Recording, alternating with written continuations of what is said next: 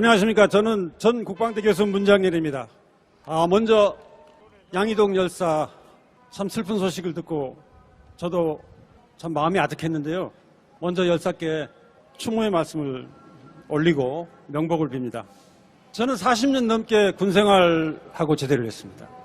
양이동 열사를 생각해 보니까 제가 오히려 온실에서 살았구나 라는 생각이 들었습니다. 그 고통과 그 힘든 삶을 제가 어떻게 이해를 할 수 있을까 그런 생각이 들었습니다. 저는 군생활 40년 중에서 절반 이상을 국방대학교에서 연구하고 가르쳤습니다.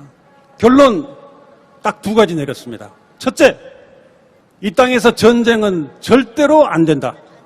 둘째, 전쟁의 가능성도 없어야 한다. 이제 이 땅에서 전쟁이 다시 일어난다면 그래서는 안 되겠지만은 핵전쟁입니다. 북한은 6차례 핵시험을 통해서 약 300킬로톤의 위력을 가진 핵무기를 개발한 것으로 알고 있습니다. 히로시마 원자탄의 20배입니다. 인터넷에 공개된 시뮬레이션 여러분들 다 할 수 있습니다. 지금 휴대폰으로도 확인할 수 있습니다. 뉴욕 맨하탄 상공에서 폭발하니까 100만 명이 즉사하는 것으로 나왔습니다. 인구의 10분의 1입니다. 서울과 평양에서 이런 일이 벌어진다면 어떻겠습니까? 상상할 수가 없습니다. 북한은 60기 이상의 핵무기를 보유하고 있고 미국은 5,400기를 보유하고 있습니다. 핵무기는 단 한 발이라도 막지 못하면 단 한 발도 막지 못하는 그런 무기입니다. 이걸 가지고 지금 윤석열이 어떻게 하고 있습니까? 핵전쟁을 하자는 것입니까 지금? 참으로 억장이 무너지는 것입니다. 이러한 핵전쟁은 선제 공격 가능성 때문에 더욱더 위험하게 됐습니다. 선제 공격을 해가지고 전쟁이 나서 모든 것이 다 파괴되고 많은 사람이 죽고 나면 전쟁의 승리가 무슨 의미가 있겠습니까? 누구 좋을 일 시키자는 것입니까? 전쟁이 실제로 일어나지 않더라도 그 가능성이 클 경우 문제가 심각합니다. 경제와 민생 파탄될 수가 있습니다. 우리가 봤습니다. 사드 졸속으로 결정하고 시행해가지고 우리가 얻은 게 뭡니까? 얼마나 많은 손해를 입었습니까? 중국의 한한령 잘했다는 게 아닙니다. 그것이 사실이라는 거죠. 미국은 우리한테 이걸로 뭘 보전해 줬습니까? 아무것도 없지 않습니까? 우리가 핵전쟁에 선제 공격까지 건의를 하면서 대비한다고 해서 북한이 가만히 있습니까? 북한도 똑같이 행동합니다. 북한이 잘했다는 게 아닙니다. 객관적인 결과가 이렇다는 것입니다. 한미연합훈련 여러분들 다 보셨을 겁니다. 작년 8월, 금년 3월 앞으로 계속 예정이 되어 있습니다.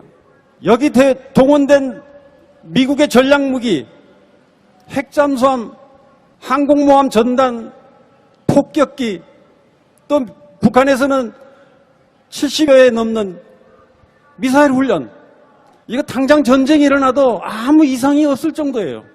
정말로 이상한 상황이 지금 벌어지고 있는 것입니다.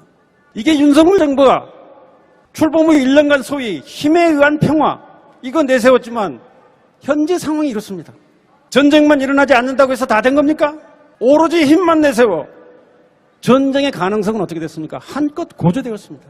우리는 지금 이런 상황에서 살고 있는 것입니다. 문제는 앞으로 더 위험한 길로 지금 가고 있다는 것입니다. 지난 3월 한일 정상에서 완전히 대한민국의 국격과 자존심 다 내놓고 얻은 게 뭡니까? 한일 안보협력 강화 그리고 기타 사항들입니다. 그런데 이것은 더 큰 그림 한미 관계에 있어서 작은 부분에 불과한 것입니다. 4월달 한미 정상회담에서 발표된 소위 워싱턴 선언 이거 핵 확장 억제를 강화하기 위해서 무슨 핵 협의 그룹을 설치한다는 거 이걸 큰 성과로 내세우고 있습니다. 근데 이건 그야말로 눈 가리고 아웅하는 것입니다. 미국의 모든 결정권을 가지고 있고 그저 우리는 거기에 참여하는 것일 뿐이에요. 핵전쟁이 일어나도 미국이 좌지우지하게 되어 있습니다. 우리는 어떻게 해야 됩니까? 일어나지 않도록 해야 되지 않습니까? 이 새로울 것이 없는 확장 억제 가지고 국민을 기만하고 있는 것입니다. 미국은 절대로 기존 정책을 바꾸지 않습니다. 그냥 한국을, 그냥 윤석열을 속이고 있는 것입니다. 기타를 선물로 주고 좋은 음식 대접하고 그렇게 속이고 있는 것입니다. 알고 그러는지 모르고 그러는지 윤석열은 계속 맞장구만 치고 있는 것입니다. 이 사기극, 윤석열이 공범이 되고 있습니다. 그저 내세우기 위해서 미군의 핵잠수함 기항, 핵폭격기 기착 이런 전략무기 운용을 강화한다고 하지만 이거 역시 지금까지 보아온 여러 가지 부정적 효과를 계속 강화시킬 뿐입니다. 더욱이 이런 핵무기가 사용된다면 우리 헌법의 영토조항에 의거하면 북한을 공격하는 것입니다. 우리 영토를 공격하는 것이에요. 일본이 토마호크 미사일 500기를 획득하기로 결정했습니다. 어디를 공격합니까?